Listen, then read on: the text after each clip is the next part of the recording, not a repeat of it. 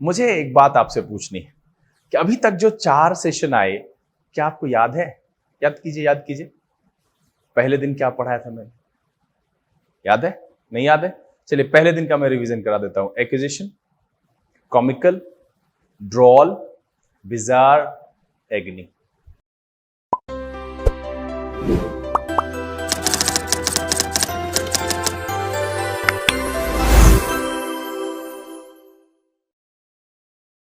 Hello and very warm welcome to all of you. कैसे हैं आप सब? मैं आपका मेंटोर और एक बार फिर से आपके सामने उपस्थित हो गया हूं लर्न इंग्लिश विदाउट रूल्स के एक नए और फ्रेश सेशन के साथ।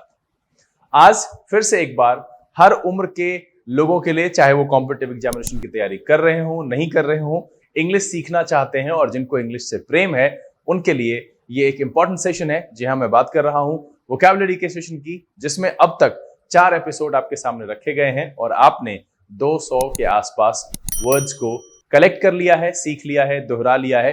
आप ये भी समझ चुके हैं कि वो सारे शब्द पार्ट्स ऑफ स्पीच के किस फैमिली मेंबर से जुड़े हुए हैं, ताकि आप उसका उपयोग जब करें तो गलती ना हो। आज यहां पर मैं वोकैबुलरी के 5वें सेशन के साथ उपस्थित हुआ हूं। फिर से 5 नए वर्ड्स, उसके एंटोनिम्स, सिनोनिम्स और ये जानकारी कि वो वर्ड पार्ट्स ऑफ स्पीच के किस फैमिली मेंबर का हिस्सा है, कहां से वो बिलोंग करता है, एडजेक्टिव है, नाउन है या वर्ब है। इससे देखिए ये जानकारी जो है ना, पिछले दिन जैसे मैं फिलर्स बता रहा था, तो वहां पर ये बहुत जरूरी होता है कि अगर आपको पता है कि ऑप्शन में जो फिल इन द ब्लैंक्स दिया गया है, वहां पर मुझे ऑप्शन डालना है नाउन का, तो आपके जो नीचे दिए गए हैं चुनने के लिए, उसमें अगर कोई एडजेक्टिव है तो वो एलिमिनेट हो जाएगा। तो ये जानकारी साथ साथ में वोकैब की अगर मिल जाए तो बेहतर है। ध्यान में रखिएगा, रिवीजन करते रहिएगा। उम्मीद तो यही है कि आप सब ने चारों एपिसोड को नोट डाउन किया होगा, उसके सारे वर्ड्स को रिवीजन कर रहे होंगे और नियमित अंतराल पर कर रहे होंगे, क्योंकि वोकैब के साथ क्या है ना कि आप उसके साथ संगति बढ़ाएंगे तो ये आपके साथ बना हुआ रहेगा। जैसे ही छोड़ देंगे वो भी आपको छोड़कर चला जाएगा। चलिए, समय यहां पर 5 नए शब्द का, तो बिना समय गंवाए हुए नोटबुक और पेन लेकर के तैयार हो जाइए। देखते हैं आज के सेशन में कौन कौन से 5 नए वर्ड्स लाए गए। चलिए देखा जाए।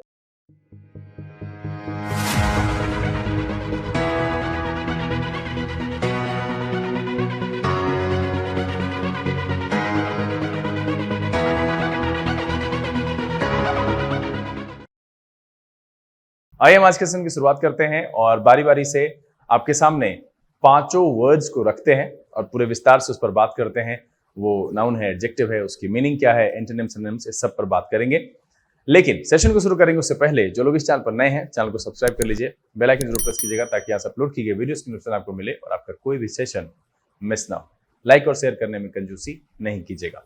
चलिए सेशन की शुरुआत करते हैं और जैसा कि आपको पता है कि हम इसको वेलकम नोट से शुरू करते हैं। तो आप सबका स्वागत है। देखिए, कन्फ्यूशियस का लाइन है एक, जो यहां पर मैंने आज चुना है आपको बताने के लिए। क्या कह रहा है कि life is really simple. Life जो है ना, जिंदगी बहुत सिंपल है। Life is really simple. Life वास्तविक रूप में बहुत सिंपल है, but we insist on making it complicated. हम हमेशा इंसिस्ट करते हैं इस पर और इसको कॉम्प्लिकेटेड बना देते हैं। एक्चुअली देखिए, लाइफ को बहुत ही आसान तरीके से जिया जा सकता है। बिल्कुल, परेशानी है, आपको उसको लड़ना है, उसको जीतने की कोशिश करनी है। बहुत सारे ऐसे उदाहरण मिल जाएंगे जहां पर कि लगातार हार मिलती रही, लेकिन फिर भी वो इंसान कभी हार नहीं माना। कभी मौका मिलेगा तो मैं से ऐसी 1-2 स्टोरी आपको शेयर करूंगा, लेकिन आप सीधा समझिए कि एक सिंपल सा उदाहरण लेता हूं कि यंग एज में क्या होता है, किसी को आपने पसंद किया और उसे आपने बताया कि मैं आपको बहुत पसंद करता हूं, सामने वाले ने मना कर दिया।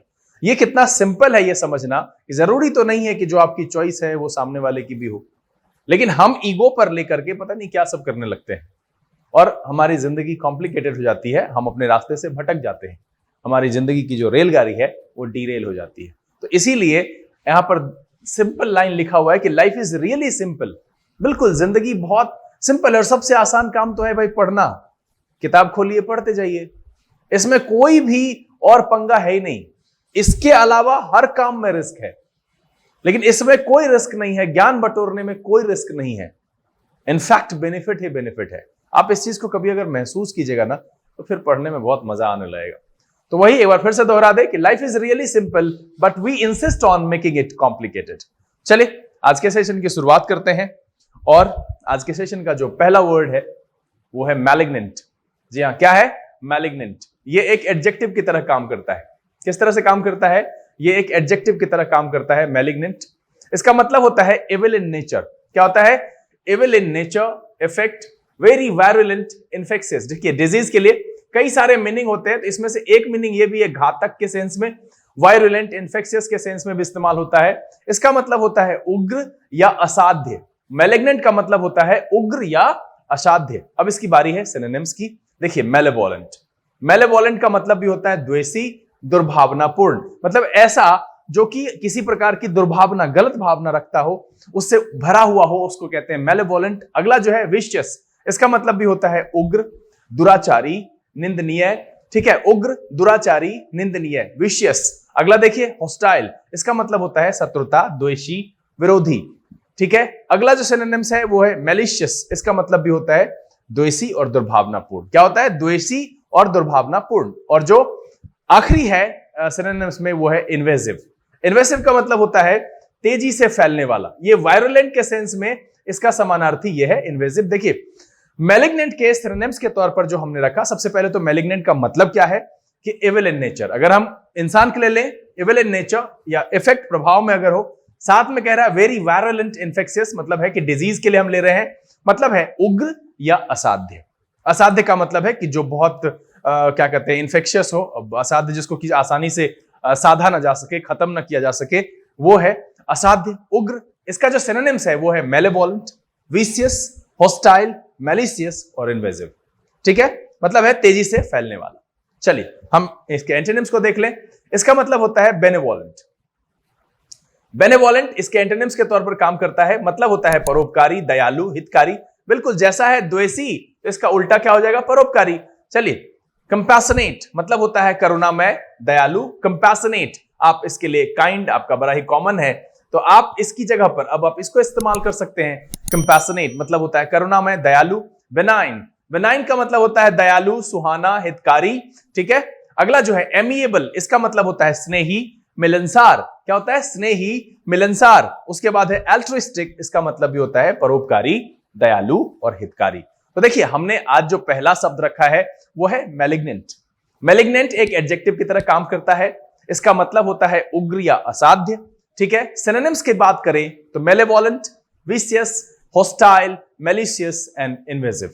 ठीक है, एंटोनिम्स की बात करें तो benevolent, compassionate, benign, amiable and altruistic. चलिए ये एग्जांपल देखते हैं। कह रहा है कि there is a malignant form of coronary disease. ये आंखों से जुड़ी हुई समस्या है कि there is a malignant form of coronary disease among people of Asian origin. है ना, असाध्य जो है कॉर्नरी डिजीज पाया जाता है कहां पर? एशियन ओरिजिन के लोगों के बीच में। कि there is a malignant form of coronary disease among people of Asian origin. पहला वर्ड मैलिग्नेंट। चलिए आज के सेशन का अगला वर्ड लेते हैं, वो है बेनेवोलेंट। हमने इसको मैलिग्नेंट के एंटोनिम्स में पढ़ा। बेनेवोलेंट एक एडजेक्टिव की तरह काम करता है। जी हां, एक एडजेक्टिव की तरह काम करता है। देखिए, ये जब मैं बताता हूं ना तो बहुत ही सारी समस्याएं सॉल्व हो जाती है यहां पर कि भैया आपको इसको नाउन की तरह इस्तेमाल करना है, फिलर्स में चुनना है, एंटोनिम सिनोनिम्स में चुनना है। एंटोनिम सिनोनिम्स में क्या होता है ना कि जब आपको ऑप्शन दिया जाएगा तो उस जगह पर यह देखना है कि जो दिया गया शब्द है वो क्या है, और लगभग उसका जो आएगा एंटोनिम्स या सिनोनिम्स आएगा तो उसी जाति का होगा। तो वहां पर आपको ये एलिमिनेट करने में मदद करेगा। साथ में आप जब सेंटेंस बना रहे हो, लिख रहे हो डिस्क्रिप्टिव, तो उसमें भी आपकी मदद करेगा, बोलने में आपकी मदद करेगा।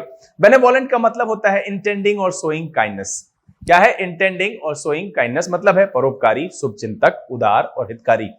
जो पिछला वर्ड है ना, ये इसके एंटोनिम्स में यूज होगा क्योंकि ये जो है उसके एंटोनिम्स में हो आया है ना। अब देखिए, पहला जो सिनोनिम्स है वो है कंपैशनेट। ये वर्ड आया, पीछे भी आया था कंपैशनेट, मतलब होता है करुणामय, दयालु। चलिए अगला वर्ड है बेनाइन, मतलब होता है दयालु, सुहाना, हितकारी। एमिएबल, इसका मतलब भी होता है स्नेही, मिलनसार। ठीक है, प्रेम पात्र, जो ऐसा व्यक्ति, जो ऐसा पात्र हो जो प्रेम का अधिकारी हो या प्रेम से भरा हुआ हो, स्नेही हो, मिलनसार हो। एमिएबल। एल्ट्रिस्टिक का मतलब होता है परोपकारी, दयालु या हितकारी। और अब इसका जो एंटोनिम्स है वो देखिए, मैलिशियस मतलब है द्वेषी। जो मैलिग्नेंट का सिनोनिम था वो यहां पर एंटोनिम है। मैलिशियस का मतलब है द्वेषी, दुर्भावनापूर्ण। विशियस का मतलब होता है उग्र, दुराचारी, निंदनीय। ठीक है, उसके बाद है रूथलेस, यहां पर एक नया वर्ड आया पीछे से, रूथलेस का मतलब होता है क्रूर या निर्दयी, ठीक है। हॉस्टाइल का मतलब होता है शत्रुता, द्वेषी और विरोधी। तो देखिए दूसरा वर्ड जो आया मेरे पास वो क्या आया, बेनेवोलेंट। बेनेवोलेंट एक एडजेक्टिव की तरह काम करता है ना, मतलब ये है कि ये एक एडजेक्टिव है, मतलब है इंटेंडिंग और शोइंग काइंडनेस, है ना, मतलब परोपकारी, शुभचिंतक, उदार या हितकारी, इस सेंस में इस्तेमाल करते हैं। सिनोनिम्स की बात करें, कंपैशनेट, बेनाइन, एमिएबल, एल्ट्रुइस्टिक। क्या है, कंपैशनेट, बेनाइन, एमिएबल और एल्ट्रुइस्टिक। एंटोनिम्स की बात करें, मैलिशियस, विशियस, रूथलेस और हॉस्टाइल। मैलिशियस, विशियस, रूथलेस और हॉस्टाइल। चलिए सेंटेंस देख ले। His benevolent smile was topped by the warm charm flowing from his eyes, है ना। His benevolent smile was topped by the warm charm flowing from his eyes। जो उसकी दयालुता है ना, वो उस चार्म के साथ उसकी आंखों से बह रही है, दिख रही है, प्रतीत हो रही है। His benevolent smile was topped by the warm charm flowing from his eyes। दूसरा वर्ड क्या था, benevolent। चलिए आज के सेशन का अगला वर्ड malevolent, ठीक है, malevolent। अब देखिए एक चीज हम आपको यहां पर पीछे से जाकर के हम फिर आते हैं वापस। देखिए ये जो है ना, इसका मतलब होता है बैड, ये रूट वर्ड है। अगर आप इसको पढ़ना चाहते हैं तो आप चैनल के प्लेलिस्ट में चले जाइए, एफिक्सिस एंड रूट वर्ड आएगा, उसमें ये सारी चर्चा की गई है। MAL, मैल, मैले, आप देखिएगा मैल न्यूट्रिशन, मैल फंक्शन, वहां पर है कि उसका बुरा स्थिति हो जाना, मतलब नेगेटिव सेंस में आता है, तो इसीलिए यहां पर इसका जो मीनिंग है वो नेगेटिव है। चलिए अगला वर्ड हम अगर यहां पर देखें तो ये जो देखिए बेन, बेने जो है, इसका मतलब होता है गुड, ठीक है, गुड से, ठीक है, इसीलिए इसका पॉजिटिव है ना, इसका क्या है, सेंस पॉजिटिव है, और इसके जितने भी सिनोनिम्स आए वो भी सारे पॉजिटिव वाले। अब देखिए जो तीसरा वर्ड मैंने बताया वो था मेलेवोलेंट। अब देखिए फिर से यहां पर है मैल, मैले, फिर से इसका नेगेटिव सेंस आएगा, एडजेक्टिव की तरह इस्तेमाल होता है, ठीक है। विशिंग और appearing to wish evil to others, arising from intense ill will or hatred, मतलब ईर्ष्या के सेंस में है, द्वेष के सेंस में है। मेलेवोलेंट जो है इसका मतलब भी है द्वेषपूर्ण और द्वेषी। देखिए मैंने पहले ही कहा कि इसका मतलब क्या होता है, बैड। अब ये रूट वर्ड के माध्यम से शब्दों को पढ़ना है, ये आपको जानना है कि रूट वर्ड कैसे काम करता है, उसका क्या मीनिंग है। एक आप समझ गए तो इससे देखिए मेलेवोलेंट आया, मेलिग्नेंट आया, मेल न्यूट्रिशन आया, मेल फंक्शन आया, तो ये जितने भी आएंगे, बेन से भी वैसा ही है, बेन बेने से, उसका मतलब पॉजिटिव होता है, गुड से होता है। तो मेलेवोलेंट का यहां जो है द्वेषपूर्ण और द्वेषी। चलिए सिनोनिम्स की चर्चा कर ले। मैलिशियस मतलब होता है द्वेषी, और मैंने पहले बताया था OUS एडजेक्टिव सफिक्स होता है। जी हाँ, OUS जो है ये एडजेक्टिव सफिक्स होता है, ये मैं कई बार लिख चुका हूं इस सेशन में, क्योंकि ये 5वां एपिसोड है। मैलिशियस का मतलब होता है द्वेषी, दुर्भावनापूर्ण, ठीक है। विंडिक्टिव इसका मतलब होता है ईर्ष्यालु, द्वेषी, प्रतिशोधी। विंडिक्टिव क्या है, विंडिक्टिव। चलिए होस्टाइल का मतलब भी होता है शत्रुता, द्वेषी, विरोधी, ठीक है। वेंसफुल मतलब होता है द्वेषी, प्रतिशोधी, ठीक है। क्या है, वेंसफुल, द्वेषी, प्रतिशोधी। अब इसका जो एंटोनिम्स है फिर से आ गया, बेनेवोलेंट, इसका मतलब होता है परोपकारी, दयालु, दूसरे के प्रति जो अच्छा व्यवहार रखता है, विचार रखता है, जिसके लिए अच्छी भावना होती है दूसरों के लिए। यहां पर क्या कह रहा है, appearing to wish evil to others arising from intense ill will or hatred, मतलब है द्वेषी, द्वेषपूर्ण, ईर्ष्या से। कंपैशनेट भी यहां पर फिर आएगा, करुणामय, दयालु के सेंस में। क्या आएगा, कंपैशनेट मतलब होता है करुणामय और दयालु। बेनाइन का मतलब भी होता है दयालु, सुहाना, हितकारी। एमिएबल का मतलब भी होता है स्नेही, मिलनसार, प्रेम पात्र। देखिए आज यहां पर शब्द कम है लेकिन रिपीटेशन ज्यादा है ना, बार बार ये आ रहा है क्योंकि तीनों शब्द एक ही नेचर के हैं, एक का उल्टा दूसरा या एक का समान दूसरा, इसीलिए ऐसा आ रहा है, ठीक है। और जो आखिरी है यहां पर एल्ट्रुइस्टिक, ठीक है। तीसरा वर्ड क्या, मेलेवोलेंट। मेलेवोलेंट में मैल जो है ये एक रूट वर्ड है, इसका मतलब होता है बैड। विशिंग और appearing to wish evil to others arising from intense ill will or hatred, इसका मतलब होता है द्वेषपूर्ण या द्वेषी, ठीक है। सिनोनिम्स क्या है, मैलिशियस, विंडिक्टिव, हॉस्टाइल और वेंसफुल। क्या है, मैलिशियस, विंडिक्टिव, हॉस्टाइल और वेंसफुल। एंटोनिम्स क्या है, benevolent, compassionate, benign, amiable and altruistic. चलिए सेंटेंस देख ले। कह रहा है मेलेवोलेंट एज यू आर, जिस तरह के द्वेषी तुम हो, malevolent as you are to the world, दुनिया के लिए, I am surprised you actually have friends, मैं बहुत आश्चर्यचकित हूं कि सच में तुम्हारे पास दोस्त है। इस तरह के द्वेषी हो, इस तरह के ईर्ष्यालु हो, और एक्चुअली तुम्हारे पास फ्रेंड है। Malevolent as you are to the world, I am surprised you actually have friends. आज का जो तीसरा वर्ड रहा वो क्या रहा, मेलेवोलेंट। एडजेक्टिव है द्वेषी, द्वेषपूर्ण। सिनोनिम क्या है? Malicious, vindictive, hostile and vengeful. और एंटोनिम्स क्या है? बेनेवोलेंट, कंपैशनेट, बेनाइन, एमिएबल और एल्ट्रिस्टिक। आज के सेशन का जो अगला वर्ड है चौथा, वो है प्लेननेस। क्या है? प्लेननेस। ये एक नाउन की तरह काम करता है और ये गौर कीजिएगा NESS, ये है नाउन सफिक्स। क्या है? Noun suffix. ये जिस जिस शब्द के अंत में मिलेगा वो शब्द नाउन होगा। प्लेननेस का मतलब होता है an appearance that is not attractive और ब्यूटीफुल। क्या है? नॉट अट्रैक्टिव और ब्यूटीफुल। कुरूपता भी हो सकता है, सादगी भी हो सकता है और स्पष्टता भी हो सकता है। ज्यादा जटिल नहीं है तो स्पष्टता होगा। हाँ, अट्रैक्टिव में हो सकता है कि वो जटिल हो, सादगी है, सिंप्लिसिटी, और कुरूपता भी हो सकता है कि अगर कोई अट्रैक्टिव नहीं है, ब्यूटीफुल नहीं है, हम उस सेंस में भी उसको रख सकते हैं। तो प्लेननेस का जो सेंस है वो है कुरूपता, सादगी और स्पष्टता। सिनोनिम्स क्या है? कैंडर।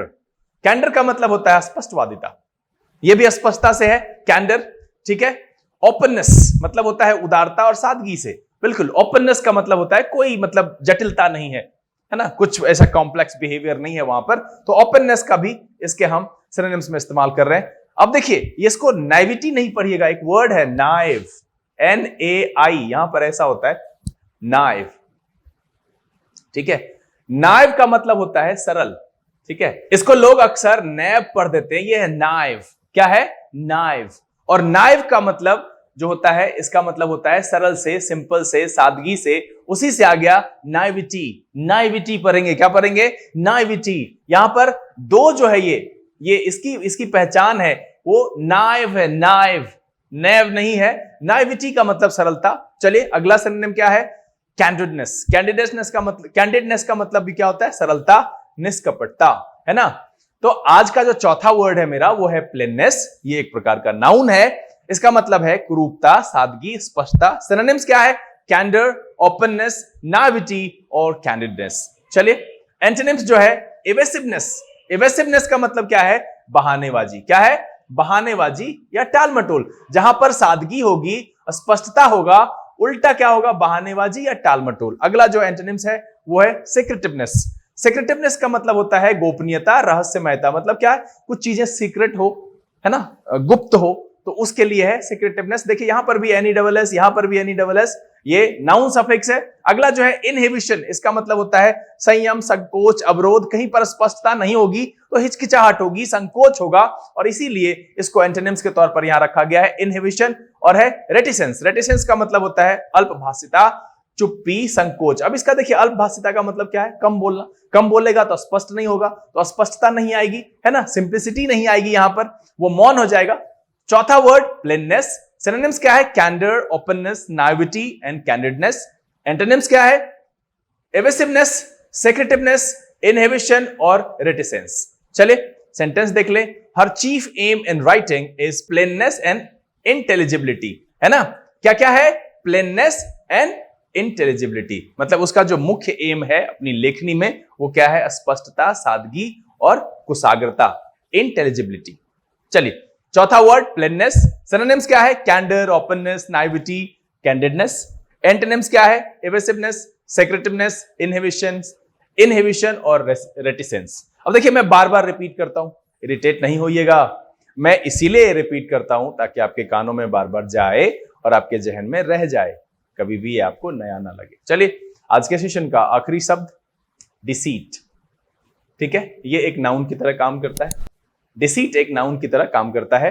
ठीक है। मिसलीडिंग फॉल्सहुड, धोखा से है, फरेब से है। अब मिसलीडिंग फॉल्सहुड, देखिए धोखा, फरेब, धोखेबाजी। सिनोनिम्स क्या होगा? चिकनरी। क्या है? चिकनरी मतलब होता है झूठा आक्षेप या धोखा। अगला क्या है? डिसेप्शन, इसका मतलब भी होता है छल, धोखा, कपट। ट्रिचरी, ट्रिचरी का मतलब होता है दगाबाजी, विश्वासघात। हिपोक्रेसी, हिपोक्रेसी का मतलब होता है ढोंग या पाखंड। जहां पर फरेब होगा वहीं पाखंड होगा, है ना। एंटोनिम्स क्या है? कैंडर मतलब है स्पष्टवादिता। कैंडर जहां पर कोई धोखा, कोई छल, कोई कपट नहीं है। ठीक है। ओपननेस, उदारता, खुलापन, सादगी। ऑनेस्टी, ईमानदारी, है ना। और सिंसेरिटी मतलब है ईमानदारी और सच्चाई। सिंसेरिटी बहुत ही आसान शब्द है। एक ये कैंडर, ओपननेस हो सकता है आपके लिए नया हो, इतनी बार रिपीट हुआ है, पीछे भी आया है। चौथा आखिरी वर्ड क्या है? डिसीट, है ना। डिसीट क्या है? मिसलीडिंग फॉल्सहुड, धोखा, फरेब, धोखेबाजी नाउन की तरह काम करता है। सिनोनिम्स में क्या आया? चिकनरी, डिसेप्शन, ट्रिचरी और हिपोक्रेसी। एंटोनिम्स में क्या आया? Candour, openness, honesty and sincerity. चलिए इसका हम सेंटेंस देख लें। I can't take the lies and deceit any more, the truth had to come out some time and here it is, है ना? कि I can't take the lies and deceit any more, मैं अब मतलब नहीं सहन कर सकता, नहीं रख सकता। The truth had to come out some time and here it is, है ना? कभी ना कभी आना था, आ गया। क्या है आखिरी वर्ड? डिसीट। एक बार फिर से बोल ले, डिसीट नाउन की तरह काम करता है। धोखा, फरेब, धोखेबाजी। सिनोनिम क्या है? चिकनरी, डिसेप्शन, ट्रिचरी और हिपोक्रेसी। एंटोनिम क्या है? Candour, openness, honesty and sincerity. उम्मीद करता हूं कि ये वीडियो आपको पसंद आया होगा, तो भाई लाइक शेयर करना नहीं भूलिएगा, ठीक है? लाइक शेयर सब्सक्राइब कर दीजिए, आप सब बहुत कंजूसी करते हैं। उम्मीद तो ये है ये सारे वर्ड्स आपको आसानी से समझ में आ गए होंगे और आपने इसे नोट डाउन भी कर लिया होगा, है ना? आपने इसे आसानी से नोट डाउन भी कर लिया होगा। आज यहां पर लगभग ज्यादा नहीं, 30 के आसपास वर्ड्स गए होंगे क्योंकि बहुत सारा रिपीट हो गया। अब देखिए, मुझे एक बात आपसे पूछनी है कि अभी तक जो 4 सेशन आए, क्या आपको याद है? याद कीजिए, याद कीजिए। पहले दिन क्या पढ़ाया था मैंने? याद है? नहीं याद है?